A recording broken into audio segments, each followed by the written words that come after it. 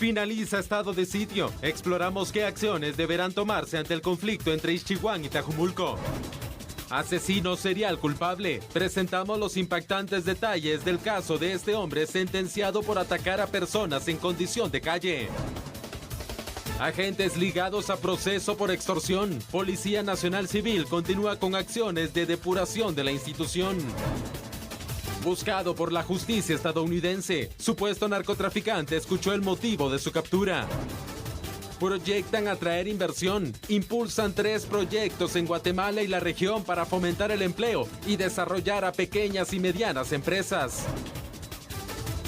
Precios al alza. Por el impacto de la inflación se registra un incremento de hasta el 60% en algunos productos.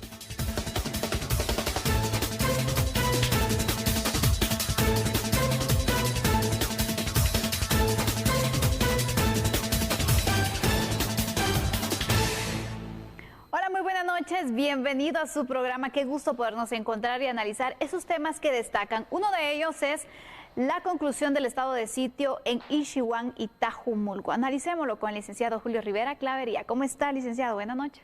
Buenas noches, Sandy, y buenas noches a todos los amigos en casa. Un honor estar con ustedes.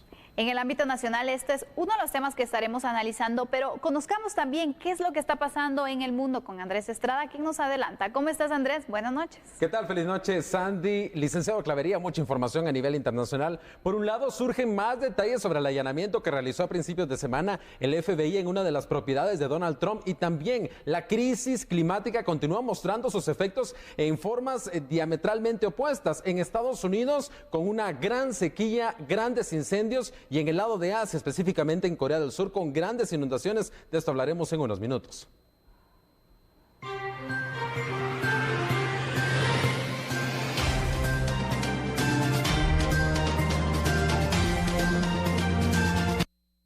Esta mañana finalizó la prórroga del estado de sitio en los municipios de Ixchihuán y Tajumulco, San Marcos. Sin embargo, miembros del ejército continuarán apoyando a la Policía Nacional Civil, quienes ahora tendrán la responsabilidad de velar por la seguridad de los habitantes de ambas localidades. Ahora que ha finalizado esta prórroga del estado de sitio, el mando del ejército ha decidido que se continuará con la presencia de personal militar. Tenemos ocupadas todavía las mismas posiciones que se identificaron como posiciones claves desde las cuales se estaban realizando las agresiones entre las comunidades. Lo más relevante ahora que finalice el estado de sitio, y que hay que recordar que en un estado de sitio es el Ministerio de la Defensa el que ejerce el gobierno en representación del señor presidente. Ahora que salimos ya de la sombría legal del estado de sitio, se hizo una reunión con la Policía Nacional Civil, se hicieron reconocimientos en el terreno y ya se celebró un acta mediante la cual se le devuelve nuevamente la responsabilidad de la seguridad poblacional y el control territorial a la Policía Nacional Civil. En cuanto a los objetivos por los que se estableció el estado de sitio en los 2 municipios, el Ministerio de la Defensa dijo que desde el primer día se logró la paz y el cese de enfrentamientos. Esto es una buena señal, es gobernabilidad ya en desarrollo, y lo que se va a hacer ahora es mantener el despliegue de los soldados, mantener la ocupación, incrementar el apoyo a las fuerzas de seguridad civil, todo esto para llevar adelante la intención del señor presidente de devolver nuevamente a la situación de paz y estabilidad en la región para los pobladores. El informe con los resultados del estado de sitio fue entregado al presidente de la República, quien giró la instrucción para que los ministros de Gobernación y la Defensa Nacional los presenten al Congreso de la República y posterior hacerlos públicos. Los conflictos que existen en estas 2 comunidades llevaron a que se decretara un estado de sitio en varias ocasiones. Recordemos que incluso se extendió el tiempo en el que las fuerzas de seguridad estuvieron presentes aquí para recobrar así el control, la paz y la seguridad en las poblaciones, derivado de los distintos enfrentamientos que se han dado entre Ixchihuán y Tajumulco. Licenciado Clavería, el Ministerio de la Defensa Nacional dice que los índices de violencia disminuyeron con estos estados de sitio por la presencia que se tenían de las fuerzas de seguridad, pero el reto aquí ahora va a ser, ya no están las fuerzas de seguridad instaladas como mandaba el estado de sitio, y aquí es donde se ha perdido nuevamente el control y se vuelven a dar los enfrentamientos. ¿Qué hacer ahora en seguimiento? Si bien ya no está establecido el estado de sitio, pero sí debe mantenerse una seguridad, ¿no? Lo que sucede es que efectivamente el estado de sitio le otorga al Ministerio de la Defensa la conducción momentánea durante el tiempo que se establece de del control de la seguridad en un municipio o en un área determinada. Hoy se le traslada a la policía, pero realmente quien conoce esas áreas, quien entiende cómo funcionan esas áreas, sabe positivamente que ahí no va a haber una paz duradera, que no es un problema limítrofe. Vuelvo a insistir, ese es un problema de drogas. Y hay que decirlo claro porque ese es el problema. La criminalidad organizada ha venido trabajando desde hace muchísimos años, desde la firma de la paz, Sandy. Le estoy hablando de 31 años en los que dejaron grandes vacíos de poder porque desarticularon los destacamentos militares, sacaron a las bases militares y no hubo autoridad que pudiera llenar esos vacíos. Los llenó el crimen organizado. Y entonces hoy replantearlo va a costar mucho más tiempo. Eso es en primer lugar. Pero en segundo lugar, estas áreas son áreas muy montañosas en las que la policía no está acostumbrada a operar. Ahí opera el ejército. Es un área fronteriza que va desde Petén hasta la boca costa de Quetzaltenango. Y son áreas en las que efectivamente el ejército tiene que jugar un papel determinante. Yo insisto, se deben de dejar destacamentos colocados en todas estas áreas para ayudarle a hacer el trabajo a la Policía Nacional Civil. Solo la Policía Nacional Civil no puede. Son 45,000 elementos de policía para cubrir 108,889 kilómetros cuadrados, 340 municipios, divídalo en 2 turnos y va a tener usted 24,500 más o menos, quítele los que están de vacaciones, los que están enfermos, le van a quedar 18,000 elementos policiales para cubrir todo el país. Exactamente. Y esta población, recordemos que en ocasiones cuando la policía, el ejército también intentaba ingresar, también fueron pues atacados, ¿no? Es decir, la organización que se tiene con ciertos grupos que están dominando este territorio también, ese es un peligro donde el terreno de nadie es el que busca estos grupos poder encontrar entonces, establecerse y poder actuar también de la forma en la que ellos crean correspondiente. Y aquí también las investigaciones que se puedan realizar en estas comunidades va a ser importante porque se han pues hecho distintos señalamientos de estos grupos que están entonces provocando este conflicto entre Ixiguán y Tajumulco, que incluso se menciona entonces que puede existir el funcionamiento de ilícitos en estas comunidades. Funciona al 100%. Esa es área fronteriza. Todo lo que usted está viendo ahí desde Tacaná hasta Tajumulco es pura área fronteriza.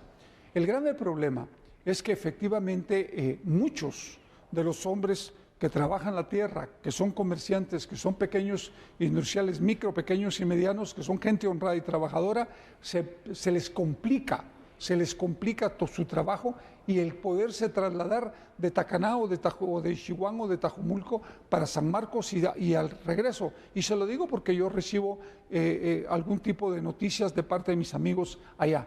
Por lo tanto, yo sí creo e insisto, en los destacamentos militares se deben de dejar y apoyarlos con absolutamente toda la tecnología de punta, drones, cámaras de circuitos cerrados, micrófonos, la tecnología moderna para poder perseguir a todas estas estructuras criminales. Vea, todos los enfrentamientos que se han dado allá es con fusiles de alto poder, de uso exclusivo del ejército. La pregunta es, ¿de dónde vienen? ¿Quién se los da? ¿Cómo los adquieren? Exactamente. Por aquí también tiene que ir un poco la investigación, que también el Ministerio Público pues juega un papel importante dentro de la forma de operación que se pueda tener por parte de las fuerzas de seguridad, también en apoyo para identificar a esas personas que son las que están actuando de esta forma, las que están incluso incentivando que estos enfrentamientos continúen porque les conviene, ¿no? Tener al final un territorio de esa manera les da chance de poder, pues que sea la primera imagen, el conflicto por situaciones de límites territoriales, según se indica, pero por atrás yo estoy haciendo otras cosas me están generando ganancias, que estoy en lo ilícito, entonces es conveniente continuar con esta situación, pero por eso tienen que identificar a estos malos líderes, a estos grupos que están afectando a las poblaciones, porque no todos están bajo la misma sintonía. Hay muchas personas que viven en estas dos comunidades que de verdad anhelan vivir en paz, pero Claro. no solo por unos días. Claro, y yo se lo digo porque yo recibo mensajes de ellos, tengo muchos amigos en todas esas áreas y aquí déjeme agregarle algo más, que usted tiene toda la razón.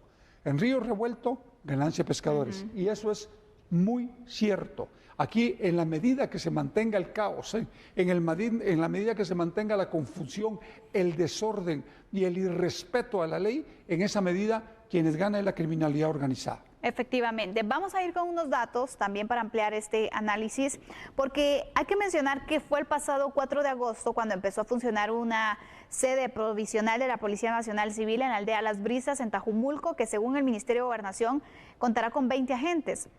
Además, también en agosto se realizó el primer reconocimiento en el área no delimitada entre Tajumulco e Ixihuán. Un proceso que contó con la participación del Ejército de Guatemala, el Registro de Información Catastral, el Instituto Geográfico Nacional y la Comisión Presidencial del Diálogo para tratar entonces este tema que, según se indica, es el que origina los enfrentamientos y delimitar entonces las áreas para ver entonces si realmente esto es lo que está pasando. Pero ¿qué más ha sucedido? Según las autoridades, en los últimos meses se realizaron acciones interinstitucionales para lograr un consenso entre las comunidades, en este caso hablamos de Ixihuán y Tajumulco, y mantener así la gobernabilidad en esta región. La presencia de los elementos policiales y del ejército ha permitido la recuperación del control territorial, lo que también da a conocer el desmantelamiento de búnkeres y trincheras e impedir también conflictos entre ambas poblaciones. El gobierno de Guatemala afirma que es necesario mantener el combate frontal contra el narcotráfico en esa región y dar con los responsables de asesinatos de civiles, porque también se ha dado esto. Es increíble, licenciado Clavería, que son tantos años que se ha tenido este conflicto, cuántas personas han fallecido y son muertes que quedan impunes. Es que el problema es muy complicado, Sandy. Es un problema, usted sabe que toda esa área, y todo el mundo lo sabe, y lo saben en San Marcos, son áreas de producción de amapola. De ahí se extrae el opio, del opio se extrae la heroína. El problema es que son los carteles mexicanos los que financian toda esta producción y los guatemaltecos ponen la tierra y la mano de obra. Y eso es una realidad. Entonces es muy importante que se desarrollen de otra manera todas estas áreas, porque en la medida que la gente no tenga para comer, se va a meter a este tipo de negocios ilegales. Y yo creo que efectivamente el control por parte de la policía, del ejército y del Ministerio Público es fundamental. El ejército juega un papel fundamental, le guste o no a algunas personas. El tema de seguridad no es un tema político. Yo quiero que escuchen bien, el tema de seguridad no es un tema político, es un tema técnico. En todos los lados del mundo es un tema técnico. Solo aquí lo quieren agarrar desde el punto de vista político porque quieren hacer lo que se les pegue la gana en todos lados. Y eso no puede ser. La tranquilidad y la paz solo se puede lograr si hay una seguridad fortalecida con respeto a la ley y la gente es procesada por incumplirla. Bueno, ¿qué tanto se va a lograr mantener la seguridad en estas dos comunidades finalizado el estado de sitio? Se va a volver a implementar porque ya son varias ocasiones en las que se ha decretado un estado de sitio. ¿Y qué seguimiento le darán las autoridades, especialmente en el tema de seguridad, para poder garantizar esa seguridad y esa paz que tanto anhelan los pobladores? Cerramos aquí el análisis, vamos ahora a continuar con otra información. En este caso hablaremos sobre una persona que tiene orden de extradición. Se trata del presunto narcotraficante Alfonso René Ramírez, alias Tyson, quien hoy escuchó cuáles son los motivos por los cuales Estados Unidos lo quiere extraditar. El 9 de julio de este 2022, agentes de la Subdirección General de Análisis de Información Antinarcótica de la Policía Nacional Civil reportaron la detención de Alfonso René Ramírez Cristóbal, alias Tyson, de 41 años. El sospechoso fue ubicado y aprehendido en Ayutla, San Marcos. El gobierno de Estados Unidos pidió su captura con fines de extradición. Los jueces del Tribunal Tercero de Sentencia Penal le dieron a conocer y le explicaron a alias Tyson por qué la justicia estadounidense lo busca para enfrentar cargos relacionados al traslado, almacenaje y venta de sustancias ilícitas. Alfonso René Ramírez Cristóbal es acusado de asociación ilícita para manufacturar y distribuir 5 kilogramos o más de cocaína con intención, conocimiento y teniendo causa razonable para creer que el estupefaciente sería importado ilegalmente hacia Estados Unidos. A los abogados defensores se les entregó una copia de la investigación que hicieron las autoridades de Estados Unidos. El 2 de septiembre se celebrará otra diligencia judicial. En esta, alias Tyson podría aceptar su entrega a la justicia estadounidense para ser juzgados por hechos relacionados al narcotráfico. La pizza que comer, dice, por cumpleaños de la Jackie.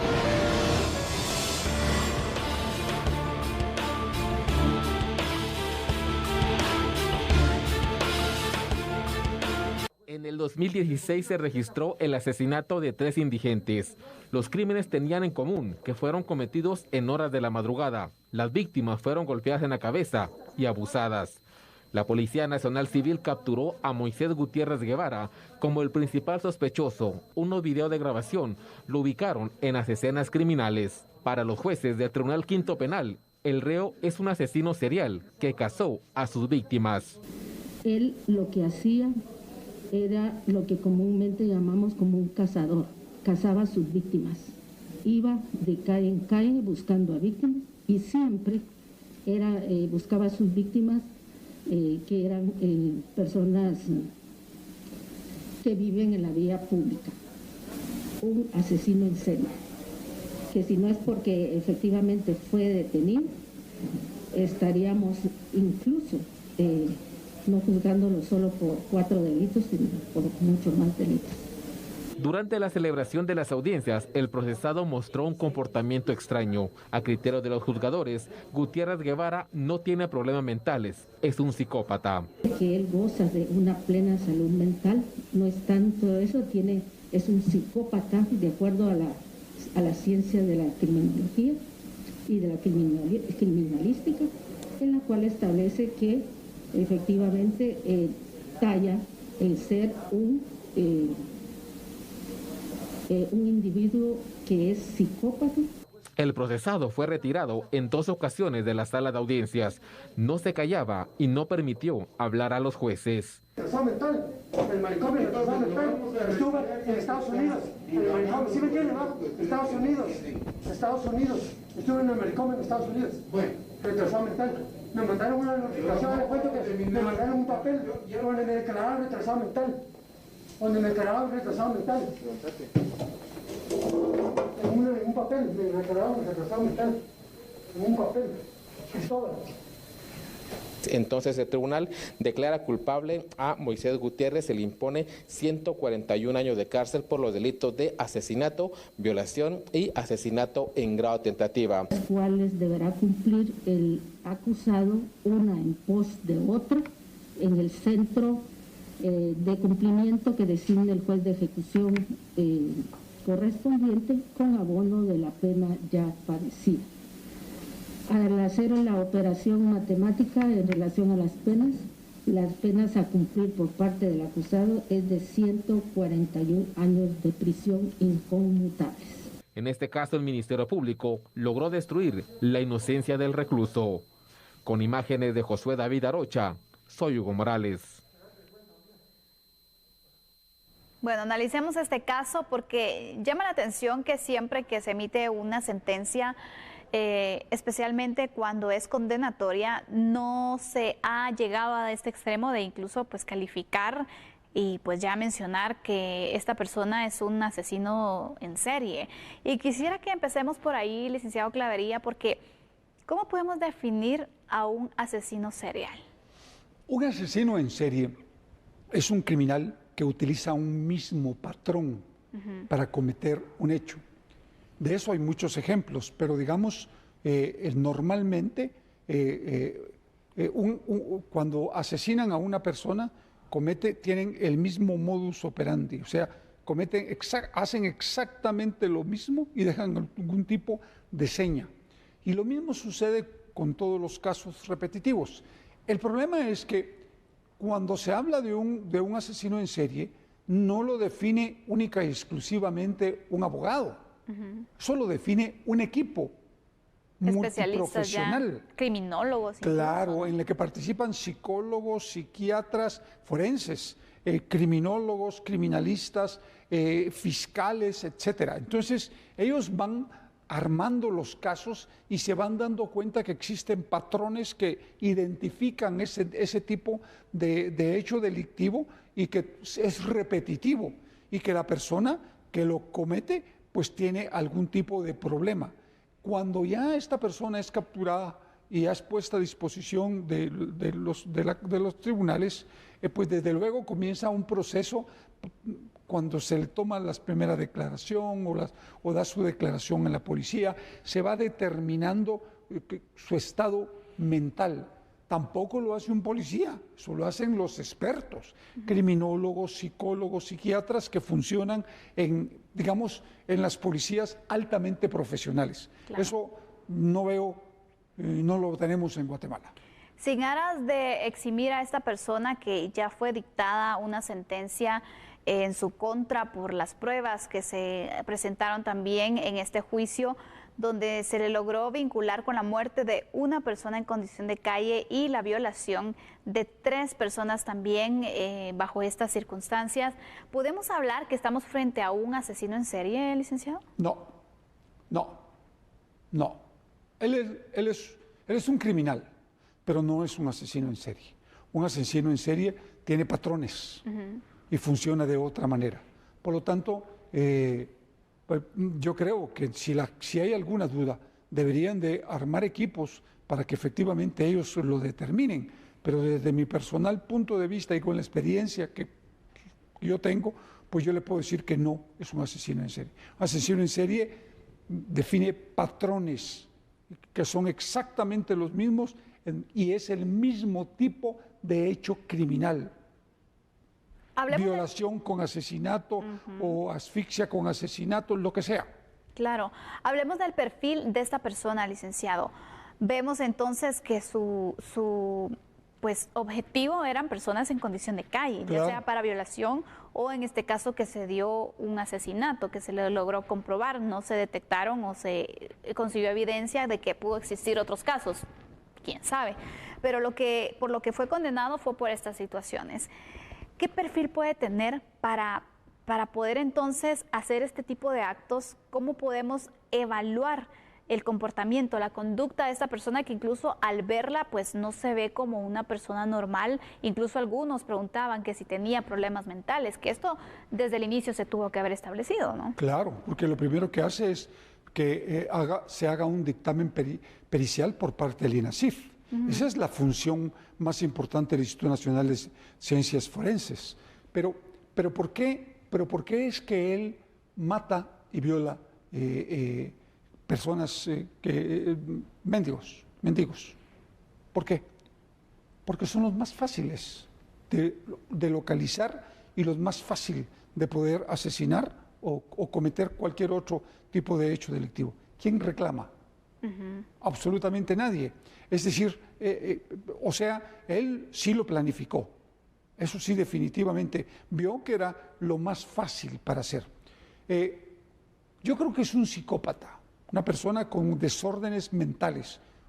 Por favor, yo no soy psicólogo ni soy psiquiatra. Simplemente creo que sí tiene algún tipo de desorden mental, que son los psiquiatras y que son los psicólogos forenses los que pueden determinar con absoluta certeza cuál es el problema mental que esta persona puede tener. Porque si tiene un problema mental, segurísimo. Claro, y esto también recordemos que la defensa tiene que solicitar el examen psiquiátrico para determinar si esta persona tiene algún problema mental que incluso no le permita poder ser procesado, porque sabemos que cuando una persona es determinada que tiene algún problema mental, esquizofrenia y demás, también se determina que no está en sus facultades para enfrentar un juicio y por lo tanto existe una sanción que abarca los 6 meses. Sin embargo, esto no sucedió, probablemente no se determinó porque logró concretar un juicio. Pero de todos modos lo ponen a disposición del Federico Mora. Es decir, ahí tampoco sale. No sale libre, sino que tiene que estar en un tratamiento. Es correcto, tiene que estar en tratamiento, se supone. que debería estar en tratamiento. Y otra cosa, cuando existe entonces los 6 meses que lleva una persona, en el caso cuando se verifica que tiene un problema mental, son 6 meses bajo tratamiento en el Federico Mora. Así y es. si existe un familiar que sea responsable de que continúe con el tratamiento, puede quedar libre. De lo contrario, ahí se va a morir. Claro, por eso es que yo creo que es muy importante que efectivamente este tipo de dictámenes se produzcan por parte del INASIF, porque ellos sí lo pueden determinar con absoluta claridad. El problema es que ya está sentenciado y ahorita pues ya la sentencia se actuaría y vámonos para adentro. Pero considero que en este caso sí se solicitaron las pruebas, pero no se logró determinar que esta persona tenía problemas mentales. Probablemente alguna situación que altere su personalidad, no lo sabemos, porque sí se certificó y se hicieron las pruebas correspondientes, pero no se determinó que tuviera alguna situación mental. Fíjese Sandy, y para todos los amigos televidentes en casa, que uno no se imagina la problemática que genera el mismo cuerpo cuando deja de producir algún tipo de químico que sus glándulas necesitan para poder estar equilibrado. Y es impresionante, porque con una falla química en el propio organismo le puede producir violencia, le puede producir ira, le puede producir cualquier otro tipo de actitud que la hace incurrir a usted en un hecho delictivo. Por eso es que es tan importante que efectivamente cuando se produzcan hechos de esta naturaleza, los profesionales de alto nivel de estas instituciones que ya mencionamos participen. Claro. Es muy importante porque son experiencias para el futuro. Exactamente. Vamos a ir con unos datos porque también es importante conocer un poco más sobre lo que rodeó este caso. Que por cierto, el hecho quedó grabado en una cámara de seguridad. El ataque duró 2 minutos con 36 segundos. A las 3 de la mañana, un 15 de julio en el 2016 pasó esto. Este video, por cierto, se viralizó también. El sujeto desconocido se alejaba de su víctima cuando escuchaba algún vehículo acercarse al lugar donde cometía el delito. Después de varios intentos, le quitó la vestimenta a la persona en condición de calle que atacaba. Las investigaciones arrojaron que las víctimas fueron golpeadas mientras dormían y después fueron abusadas. Este es el patrón que él tenía para actuar y para, pues, lograr su objetivo. Pero otra información. Moisés Gutiérrez Guevara fue capturado en agosto del 2016 cuando atacaba con una piedra a una mujer sin hogar en la zona 1. Al momento de su captura, su ropa se encontraba manchada de sangre, de hecho. Se conoce que previo a su captura, en este caso, Gutiérrez tenía 11 antecedentes policíacos por robo, agresión y escándalo en la vía pública. Y fueron estos casos entonces 3 violaciones y un asesinato los que lo acusaron a él, y con estas imágenes que también le digo, se viralizaron. Pero vea Sandy, vea qué importante lo que usted está planteando, porque él ya tenía antecedentes. Exacto. Y el problema es que, por eso es que la petición a los jueces es que hay que revisar no solo los antecedentes penales, también los policíacos, porque los ingresos a prisión determinan la habitualidad, la reincidencia, cuando ya han cometido algún tipo de delito previo. Y cuando una persona está por robo, está por agresión, por violación, va a salir a hacer exactamente lo mismo. Entonces es muy importante que estos casos sean revisados, pero con mucho detenimiento, y sobre la base de esa experiencia sirva para entender que hay muchos criminales que usted no los puede dejar salir fácilmente. Así es. Queda entonces plasmada esta sentencia por la muerte de una persona en condición de calle y la violación de 3 más, con un hecho que en el 2016 pues acaparó la atención sin duda alguna con este video que se viralizó y en el cual se le dio seguimiento y lograron la captura de Moisés, quien hoy es sentenciado en el 2020. También pasaron varios años para lograr esa sentencia. Cerramos así el análisis de este segundo tema y ahora vamos a conocer otra información, otras noticias. Vamos a cambiar de verdad de temas porque hablaremos sobre temas económicos. En este caso, el Banco Centroamericano de Integración Económica, el BCIE, dio a conocer que se tendrán 3 proyectos de hecho, para impulsar en la región y Guatemala que buscan promover las inversiones y también atraer empleo. El primer proyecto es un fondo de inversión que tiene el aval del Ministerio de Relaciones Exteriores de China-Taiwán por $10 millones, con el propósito de apoyar a las empresarias de pequeños y medianos negocios de Guatemala y Honduras, junto con el interés de empresas taiwanesas que buscan instalarse en Guatemala. Por Guatemala tenemos tres noticias que son muy importantes. Este fondo de garantías, por supuesto, para la República de Guatemala, así que muy buenas noticias para los pequeños y medianos empresarios de Guatemala también son parte de este programa. Asimismo, estamos organizando una misión comercial de empresarios de energía guatemalteca para que se desplacen a Taiwán para el tema de cómo traer plantas ensambladoras de vehículos eléctricos, sean estos buses o sean estos motocicletas.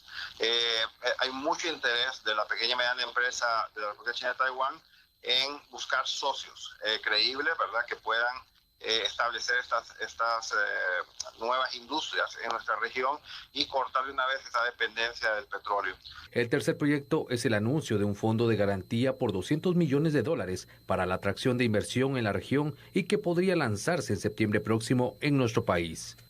Asimismo, ¿verdad?, con el República de Guatemala estamos trabajando y espero tener noticias la próxima semana. Vamos a debatir en el directorio un fondo de inversiones para atraer inversión directa a toda la región, pero esto incluye en Guatemala. Esperamos el lanzamiento ahí en el mes de septiembre de un fondo que le permita a las empresas extranjeras facilitarles que puedan hacer negocios en nuestra región, porque a veces cuando una empresa nueva llega a Guatemala se le piden garantías que no tienen porque las tienen en su país sede, y entonces le facilitaremos la inversión extranjera directa en Guatemala.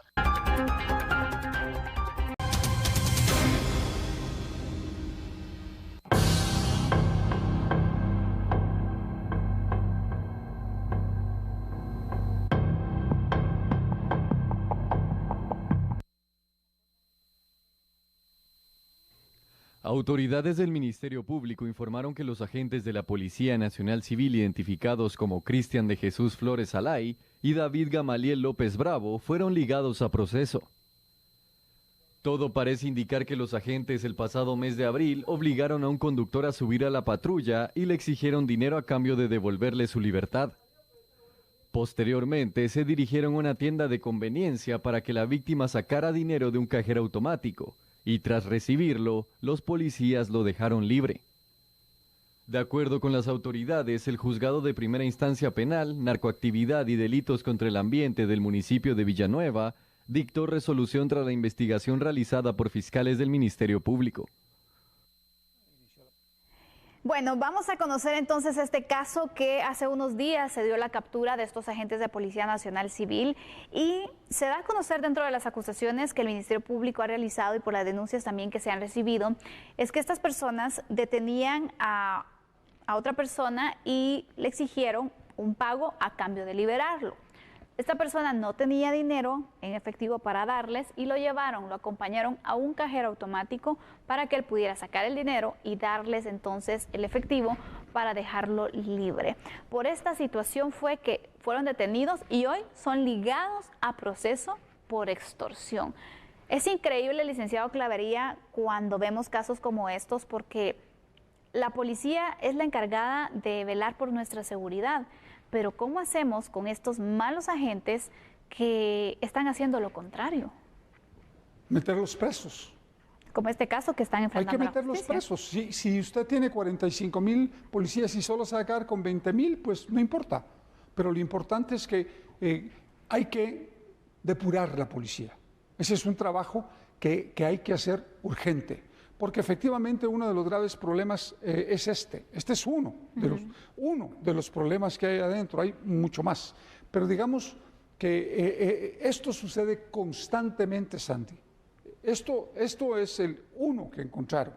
Pero aquí hay que reconocer algo, que no solo es el Ministerio Público, también es Asuntos Internos, la Inspectoría de la Policía Nacional Civil, quien hace estos trabajos de base y le entregan para la acusación al Ministerio Público. Y hay que hacerlo.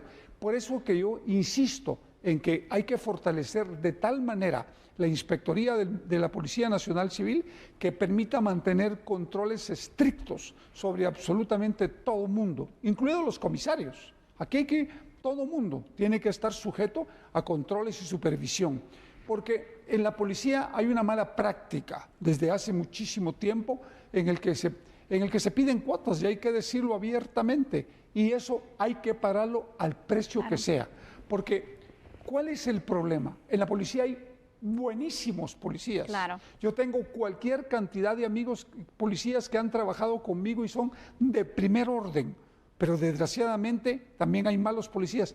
Y con esto termino, Sandy. ¿Sabe dónde empieza todo el problema? En el ingreso de los nuevos policías. No hay filtros que se pasen. No hay un polígrafo que revise quiénes están entrando y no hay una investigación socioeconómica de fondo. Ahí llegan recomendados de diputados, recomendados de alcaldes y de funcionarios de gobierno. Y eso no se debe de permitir. Incluso también el tema de la vocación no aplica siempre, porque hay personas que ingresan a la policía porque no tienen un trabajo, porque no encontraron, entonces la forma más fácil es, bueno, ingreso como policía porque aquí voy a lo seguro, ¿no? Claro. También se pierde, porque solamente una persona con vocación o una persona comprometida con la función que va a realizar va a cumplir los objetivos que se busca en la institución. Y es muy complicado porque estos policías afectan la imagen de la PNC y también reducen la credibilidad que se pueda tener de la población a una institución que es tan importante y que sabemos, la mayoría de los policías hacen bien su trabajo, pero estas excepciones son las que hacen entonces que los avances que van teniendo los retrocedan en cuanto a la confianza que la ciudadanía deposita en ellos. Porque usted está diciendo algo que es muy cierto. La policía es la primera línea para mantener el orden y la seguridad del país. Cuando falla la policía, fallan malos elementos de la policía, lo primero que se pierde es la confianza en la institución, porque no se pierden estos 8 o 10 que hoy cayeron detenidos, no, se pierde en la institución, y la institución tiene buenos policías. Por ejemplo, a mí cuando me preguntan en el tema de extorsiones, por favor vayan a Dipanda. Cuando me preguntan el tema de robo de vehículos, por favor vayan al DEIC y hablen con el jefe del DEIC, que es un hombre que conoce el tema a fondo y que sabe hacer su trabajo y que ayuda y apoya. Y entonces la policía tiene gente buena, pero por esta gente es que efectivamente hoy deja algunos guatemaltecos de creer en ella. Entonces, ¿qué tenemos que hacer? Depurarla, sacar a los malos elementos de policía y perseguirlos. Para eso hay que fortalecer la Inspectoría General, pero fortalecerla en serio, meterle recursos, meterle logística, meterle vehículos, meterles de todo y darles todo el apoyo y trabajar de la mano y coordinados con el Ministerio Público, porque este caso eso es una coordinación entre la Inspectoría y el Ministerio Público. Vamos a ir con unos datos para ir profundizando en este análisis sobre el caso de los agentes, porque a través de los procesos internos de la Policía Nacional Civil, la Inspectoría General de esta institución realiza investigaciones del hecho delictivo también. En estos casos, una de las primeras acciones es sacar de servicio al agente o agentes involucrados para que asuman la falta administrativa a través del régimen disciplinario de la Policía Nacional Civil, pero además tienen que responder penalmente por los delitos que pudieran haber cometido. Este es el proceso que llevaron estos agentes de policía. Vamos con otros datos, porque también es importante apuntar que es evidente que la institución policial necesita de manera urgente un cambio radical, como ya lo hemos enfatizado, no solo en sus protocolos de actuación, sino en la continuación de la depuración. Se tiene que invertir tiempo y dinero para poder formar a los agentes policiales que sean más capaces, más preparados y con el nivel de ética y honestidad que se necesita. También se debe mejorar la selección, la formación y capacitación de los elementos de la Policía Nacional Civil y deben ser sometidos periódicamente a distintas pruebas de confiabilidad. También creo que este punto es el que también falla, ¿no? Porque en el momento usted, por ejemplo, puede hacerle incluso las pruebas a un agente cuando va a ingresar o una persona que ingresa a la escuela y luego se da la graduación y todo. Y la persona puede entrar con la emoción, querer ser un policía, pero también pasa lo de la manzana podrida. Entonces, por eso es importante hacer este tipo de pruebas que puedan mostrar la confiabilidad para determinar si ya fueron contaminados o siguen con el mismo interés, con el mismo fin por el que ingresaron a la institución, que es resguardar a la población y garantizar la seguridad en el país. Por eso es importante. Pero hay algún punto que nos falta ahí plantear, y es la tecnología. Totalmente. Vea, sí. Si las patrullas tuvieran GPS, todas las patrullas tuvieran GPS para poderlos localizar en qué áreas se están moviendo, y cámaras de circuito cerrado, como funcionan en cualquier otro lado del mundo, para que efectivamente cualquier operativo que ellos hagan, parar personas con licor, con drogas o licor o lo que sea, se haga enfrente de las patrullas para poder estar monitoreando qué están haciendo y grabando toda esa acción. El país va a ir cambiando. Pero como aquí están a la libre, ese es otro de los puntos que hay que tomar muy en cuenta para el futuro. Definitivamente, licenciado, que la policía tiene que ir fortaleciendo para lograr el objetivo de tener cada vez más agentes, sí, pero agentes buenos, agentes que cumplan con su función, agentes que puedan garantizarle esa seguridad a la población guatemalteca y evitar situaciones como estas que de verdad generan una mala imagen y generan un descontento en la población cuando tenemos que aprovechar a una institución que es creada para la seguridad ciudadana, entre otros fines. Así es que, sin duda alguna, veremos qué pasa con este caso, se logra comprobar y se logra castigar a estos agentes, y también qué medidas va a tomar la policía en seguimiento a ese plan de depuración de los agentes también que tienen, porque es necesario recuperar la confianza de la ciudadanía. Así vamos cerrando el análisis de esta noche. La parte de análisis del programa termina. Quiero agradecerle al licenciado Julio Rivera Clavería por siempre acompañarnos. Gracias, licenciado. Mañana cerramos la semana con mucho análisis, pendientes también de esos temas que van marcando la agenda nacional. Gracias por acompañarnos. Gracias a ustedes, Sandy. Gracias a todos los amigos en casa. Un honor estar con ustedes. Y ya regresamos con las noticias internacionales. Andrés Estrada está listo.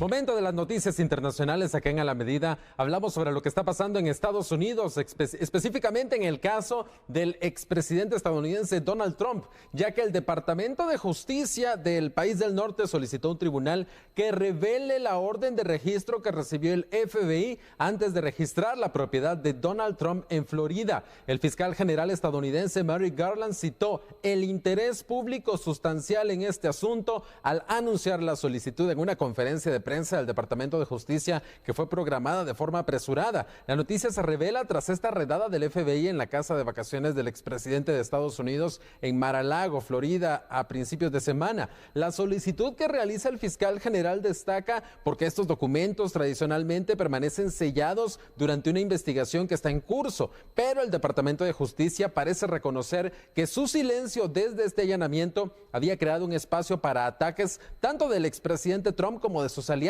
y el fiscal general consideró prudente responder a las exigencias generalizadas de detalles sobre lo que causó esta medida del FBI que no tiene precedentes. Una búsqueda que fue parte de una investigación sobre si Trump tomó registros, documentos clasificados de la Casa Blanca. El fiscal general señaló que el propio Trump fue quien dio la primera confirmación pública del allanamiento del FBI, y el secretario de Justicia dijo que divulgar la información al respecto en este momento no dañará las funciones de la Corte ni la investigación en curso. Y el fiscal general agregó que él aprobó personalmente esta orden de allanamiento.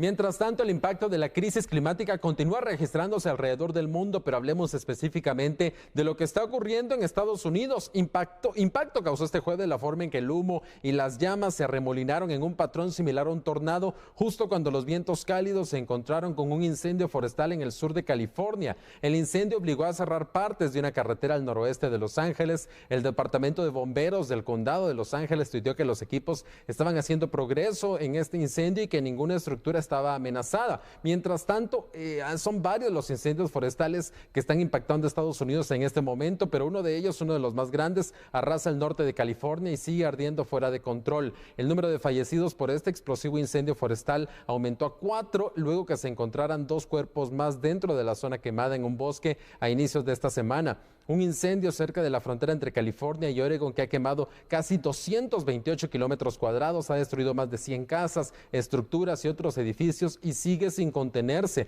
Y no es el único, hay varios incendios en el oeste de los Estados Unidos y los científicos han dicho que la crisis climática ha hecho que esta parte del oeste estadounidense sea más cálida y seca que décadas atrás. Y ojo, porque seguirá haciendo que el clima sea más extremo, que el calor continúe creciendo y que los incendios forestales sean cada vez más frecuentes y más destructivos. Y en Corea del Sur también hay impacto de la crisis climática, pero esta vez en la dirección opuesta gracias a las fuertes lluvias que han causado graves inundaciones en la capital surcoreana. De una forma muy dramática se está presentando la crisis climática. Las lluvias más intensas en Seúl en 115 años han dejado a 11 fallecidos. Una fuerte lluvia que comenzó el lunes, se desplazó hacia el sur el miércoles, cortando el suministro eléctrico, provocando deslizamientos de tierra, fuertes inundaciones en viviendas y trenes subterráneos. Autoridades de la capital de Corea del Sur han reactivado un plan de $1.150 millones para mejorar el drenaje, plan que está ahí, lo tienen ahí guardado desde 2011, lo intentaron empezar a implementar, pero no lo hicieron después de que aminoraron las lluvias en el año en que fue propuesto, se quedó ahí archivado y ahora se están dando cuenta de la necesidad de ese plan de mejorar los drenajes de Corea del Sur, específicamente de la capital de Seúl, una capital que tiene problemas para el control del agua ya que creció de una gran manera. En la década de los 60 tenía entre 2 y 3 millones de habitantes y en la década de los 90 tuvo un crecimiento gigante a llegar a los 10 millones de habitantes, un crecimiento vertiginoso para la cual esta ciudad no está preparada para tener tanta agua, los drenajes no están actualizados y por eso ese plan de más de $1.000 millones para actualizar los drenajes. Y nuevamente se ve el impacto de la crisis climática. ¿Por qué? El clima más cálido aumenta los niveles de humedad en el aire y esto causa lluvias más intensas, que es lo que estamos viendo, Sandy, y es lo que vemos acá también en esta región por los huracanes que hemos visto, que cada vez son más fuertes, más intensos, los que nos impactan acá en esta región. Increíble lo que el cambio climático está haciendo alrededor del mundo. Guatemala también ha tenido sus efectos y siempre es necesario recordar que nosotros también tenemos un gran poder y una gran responsabilidad para cuidar nuestros recursos naturales. Cerramos así el programa. Mañana lo esperamos en punto de las 9 de la noche. Que descanse. Feliz noche, Andrés. Feliz noche, Sandy. Hasta la próxima.